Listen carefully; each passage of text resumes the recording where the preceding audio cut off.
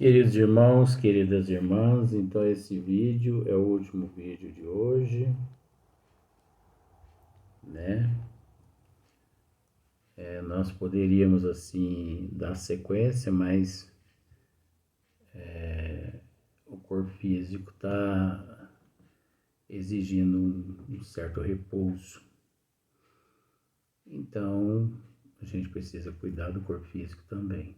Mas pelo menos 3 vídeos com esse, estou procurando assim cumprir o meu dever, né? Então até rogo as orações de vocês da mesma forma como eu oro por todos vocês. Então, dever cumprido já, porque já temos 2 vídeos gravados, esse é o terceiro. A Leontina hoje até ela me proibiu, sabe, até de realizar os trabalhos. Eu falei, não, vó, deixa. Eu vou aqui devagarinho. Mas tá bom. Então, esse vídeo é no 168. Então, comentando mais um pouquinho ainda, para depois entrar no sistema da loucura, que é um outro sistema, porque esse anterior foi o sistema do charlatanismo, e agora é sistema da loucura. Então, agora Kardec, né, ele vai estar seguindo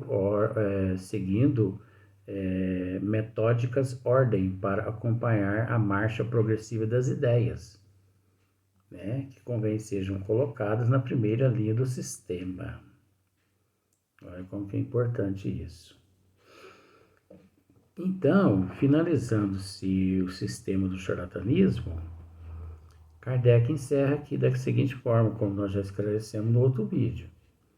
O charlatanismo não tem cabimento onde não há especulação.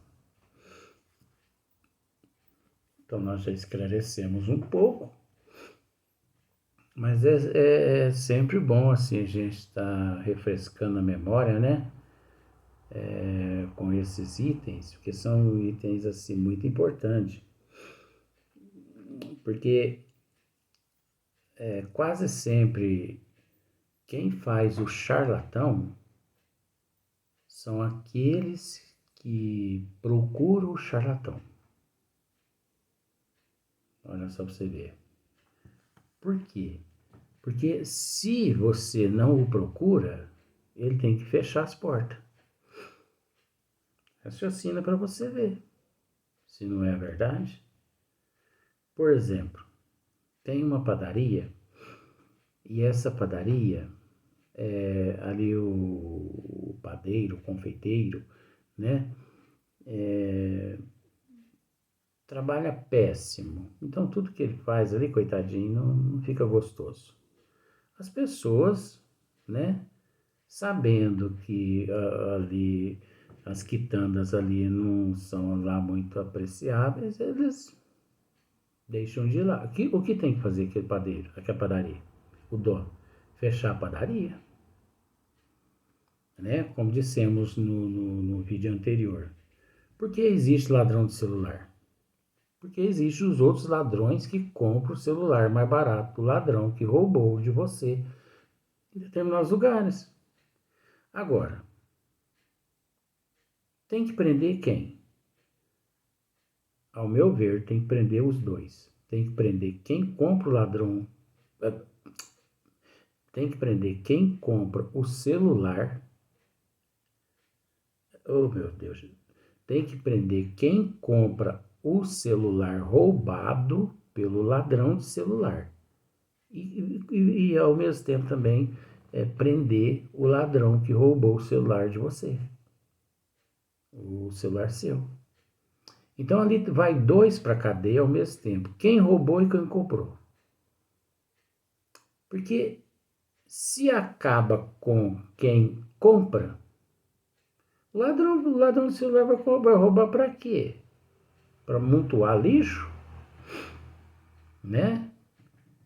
Então, nós precisamos raciocinar com bom senso, né? Que existe mercado para tudo. Porque existe aqueles que procuram o mercado, né? Um bar, por exemplo, tem lá 20 espécies de bebida. Porque o dono do bar sabe que existe aproximadamente 20 gosto diferente. Então, por exemplo, você chega num bar, com todo respeito, colocando você assim, no bom sentido. Você chega num bar e pergunta assim, tem a bebida X? Tenho. O outro chega, tem a bebida Y? Tem. Tem a bebida W? Tem. Então você observa.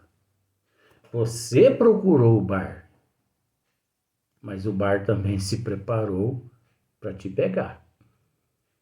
Então, é semelhante que atrai semelhante. Como nós já dissemos no vídeo anterior, por isso que muitas pessoas não gostam, por isso que eles não aderem à teoria da doutrina dos espíritos. Porque seguir a teoria da doutrina dos espíritos não é fácil, porque espiritismo é para quem quer, espiritismo é para quem aguenta mudança de hábito, comportamento, de atitudes e de moral. Mas, veja bem, quem segue a teoria e se esforça a si mesmo,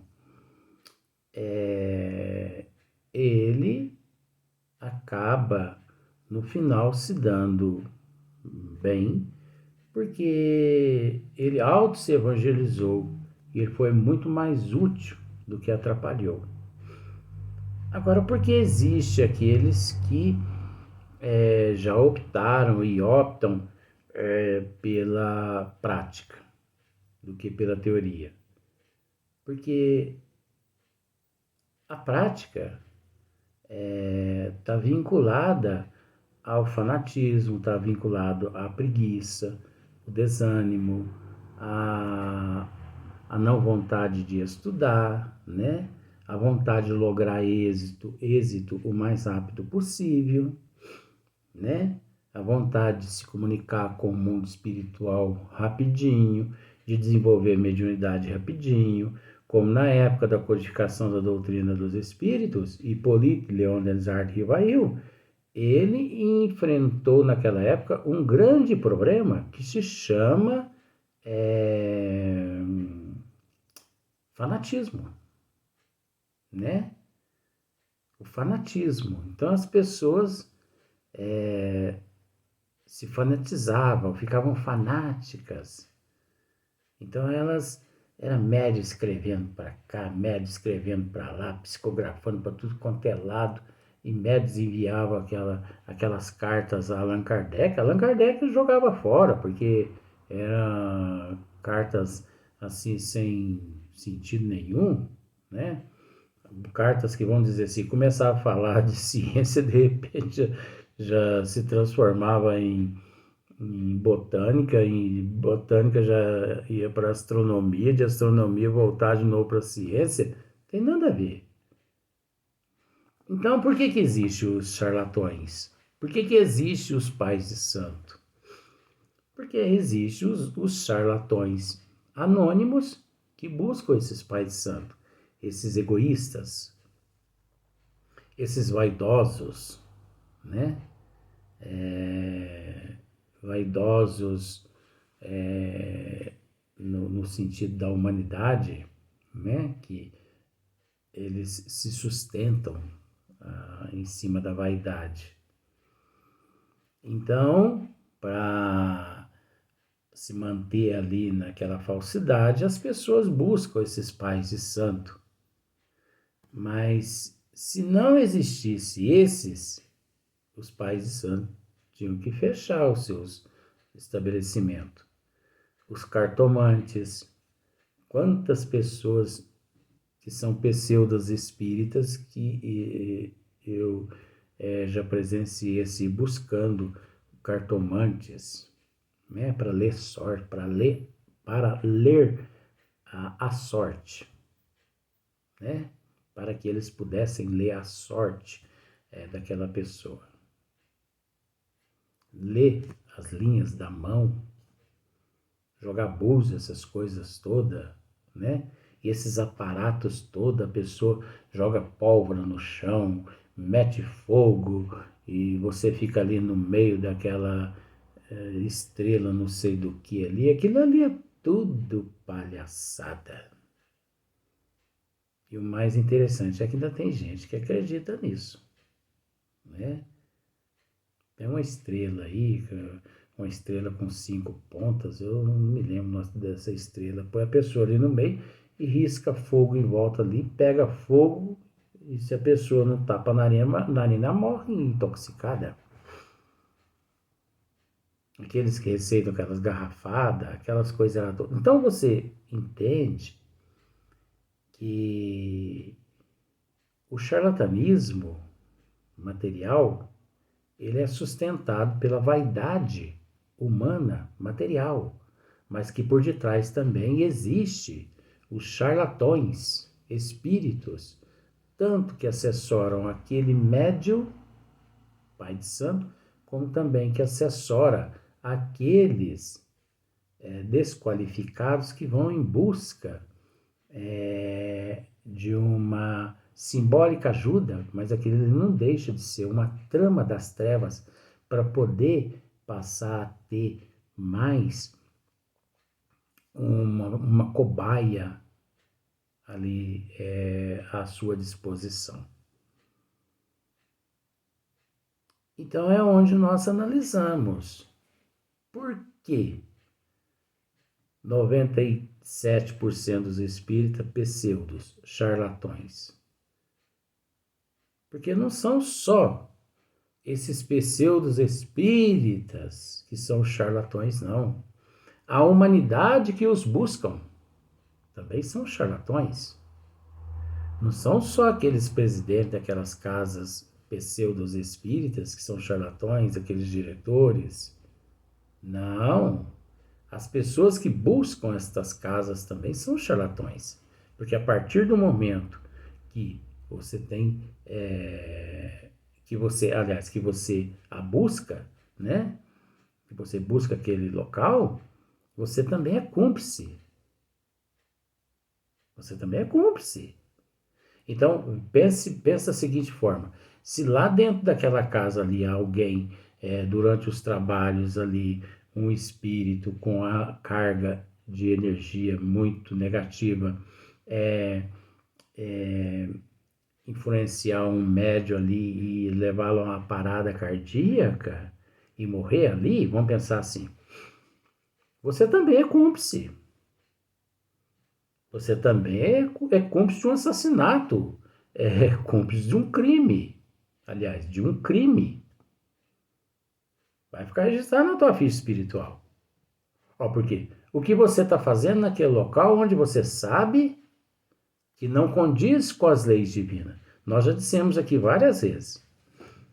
Mediante todas essas situações, estude as obras. Se você não quiser frequentar casa espírita nenhuma, porque você não crê em nenhuma, beleza? Você entendeu? Mas estude então ir na tua casa. Convide aqueles que crê e estuda. Se não tem ninguém, estude você sozinho ou sozinha. É mais difícil, mas não tem problema. O mais importante é a sua perseverança, a sua persistência. É melhor dessa forma do que você cobaia na mão dos vampiros, das trevas, dos charlatões que existem e os anticristos que existem na erraticidade. No capítulo 21 do Evangelho segundo o Espiritismo, que a gente fala que é embasado na doutrina dos Espíritos, às vezes a gente não comenta mais com relação ao sistema do charlatanismo aqui, mediante algumas questões aqui, é porque a Leontina não permite. Porque se ela permitisse, eu rasgaria o verbo. Mas não há necessidade, né? Uma vez que Kardec diz Se isto merecesse resposta, então Kardec mesmo já nos orientou. Olha, Luiz Antônio, vamos pensar assim, olha, Luiz Antônio, se isso merecesse resposta, até que eu responderia, mas eles não merecem resposta. Mas mesmo assim, Kardec deu uma palhinha, vamos dizer assim, no nosso termo. Porque Kardec não ia usar esse termo jamais. Mas nós temos que tomar muito cuidado com isso, porque somos nós quem fazemos o lugar, o local. Somos nós. Quando eu comento aqui que os prestidigitadores existem em todas as religiões, que são os ilusionistas, os mágicos, nos seus teatros, os espertalhões, eles estão em todas as áreas. Mas você há de convir que em todas as áreas existe os espertalhões. Não é só,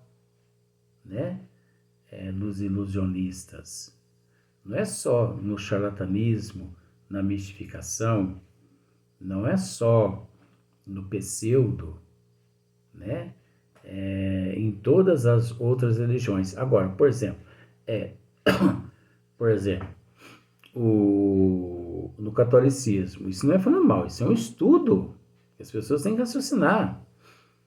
Porque o católico descompromissado de responsabilidade divina, então ele joga a responsabilidade toda nas costas do padre e ele vai ao confessionário, ali ele se confessa, E o padre, como representante de Deus na terra, assim ele se denomina, tadinho, ele promete-lhe o perdão, daquelas faltas, mediante depois alguma cash, E a pessoa sai dali, lá fora na porta da igreja, a pessoa, ufa, que alívio ter vindo falar com o padre.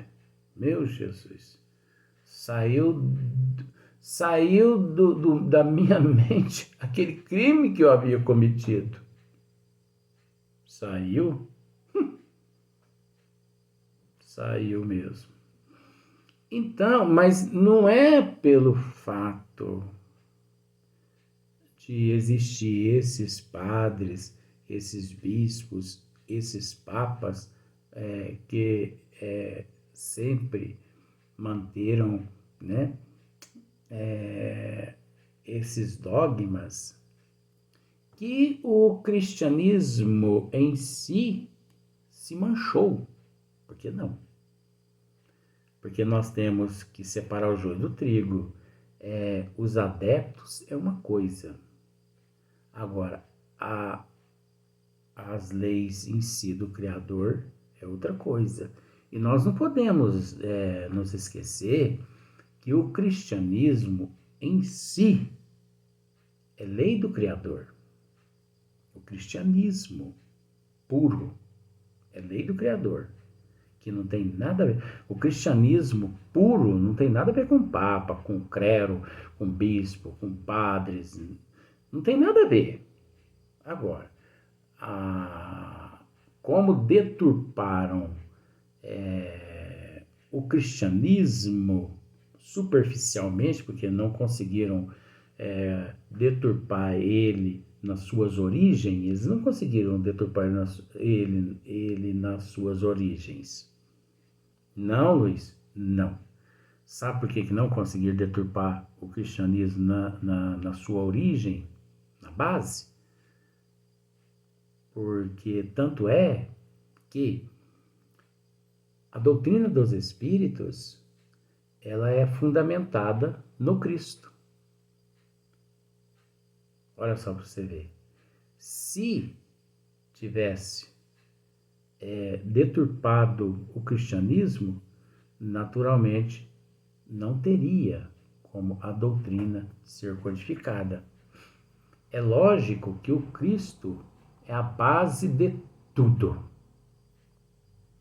Mas você há de convir que existe dentro da doutrina dos espíritos muitas matérias que ao longo de todos esses anos de cristianismo, de quais 2000 anos de cristianismo, os bons espíritos se utilizaram dessas matérias para poder compor ali a doutrina, né? Consolidar a doutrina dos espíritos.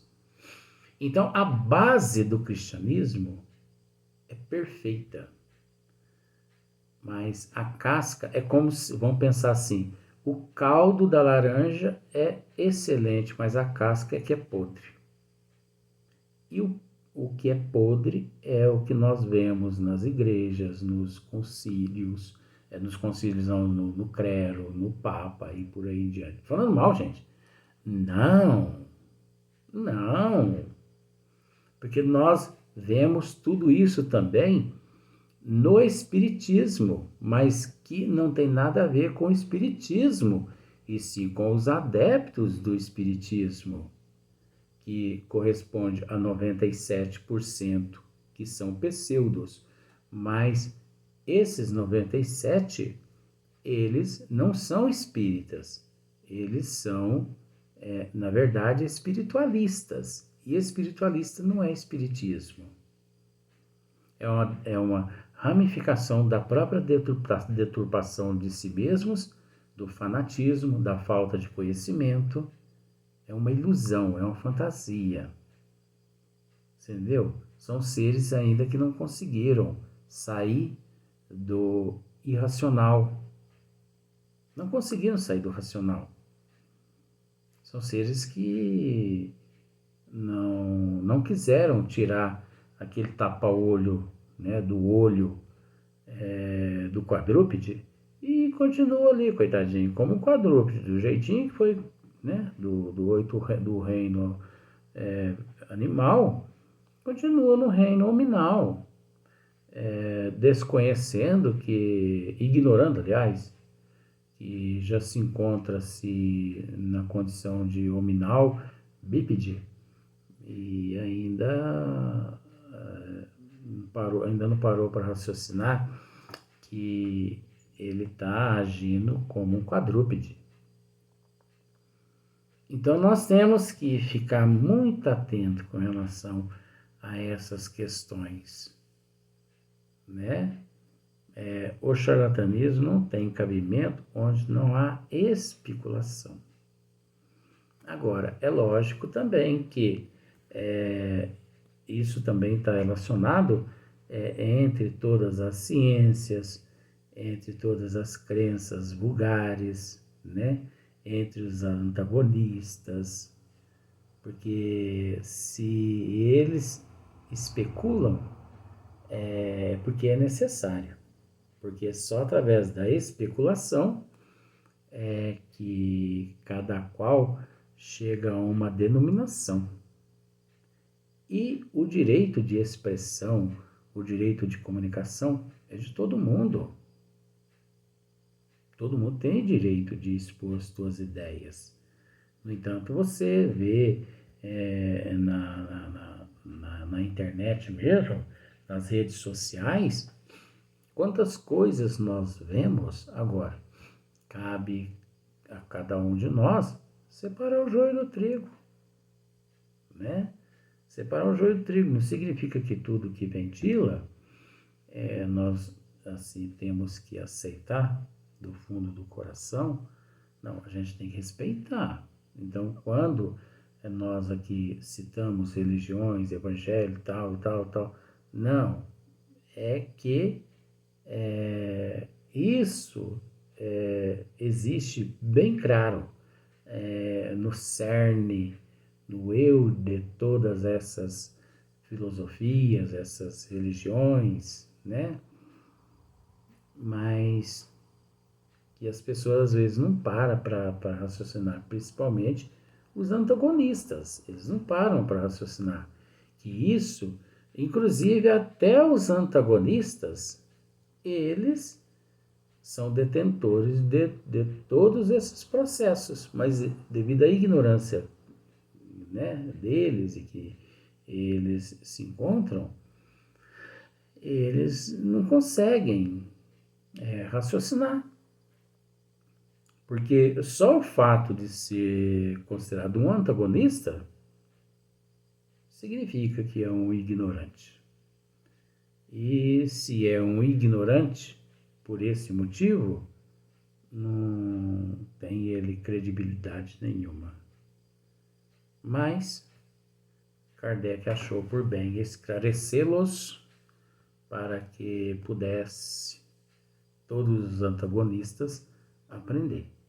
Mas não é só esses antagonistas, né? E sim, todos nós. Então agora vamos para o próximo vídeo, mas vai ser no outro dia agora.